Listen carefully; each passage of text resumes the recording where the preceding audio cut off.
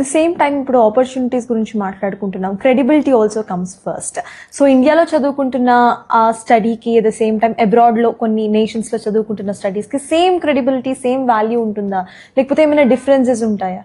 కొన్ని కంట్రీస్లో ఏంటంటేనండి, మ్యాక్సిమం ఇండియన్స్ వెళ్ళి చదువుకుంటున్న కంట్రీస్ కొన్ని ఉన్నాయి. సో అక్కడ ఏంటంటే అంటే లాస్ట్ 25 years 30 years నుంచి ఇండియన్స్ వెళ్ళి చదువుకుంటున్న కాలేజెస్ ఉన్నాయి. సో ఆ కాలేజెస్లో ఆల్మోస్ట్ మనకి ఇండియన్ ప్యాటర్న్, ఇండియన్ కరికులం ఇవన్నీ మెయింటైన్ చేస్తున్న కాలేజెస్ ఉన్నాయి. అండ్ ఈ ప్యాటర్న్, ఈ కరికులం ఫాలో అవుతున్న కాలేజెస్లో వచ్చే అడ్వాంటేజ్ ఏంటంటే మనకి సేమ్ మనకి ఎన్ఎంసి గైడ్లైన్స్లో సబ్జెక్ట్స్ కావచ్చు, కరికులం కావచ్చు, ప్రాక్టికల్స్ గురించి కావచ్చు, ఏదైతే రూల్స్ అండ్ రెగ్యులేషన్స్ ఉన్నాయో ఇవన్నీ అక్కడ మ్యాచ్ అవుతాయి. సో మనం వెళ్తున్న కాలేజీలో అక్కడ ఇండియన్ స్ట్రక్చర్ ఉంది, ఇండియన్ ఫ్యాకల్టీ సపోర్ట్ ఉంది అని అంటే అది డెఫినెట్లీ మనకి అడ్వాంటేజే అవుతుంది.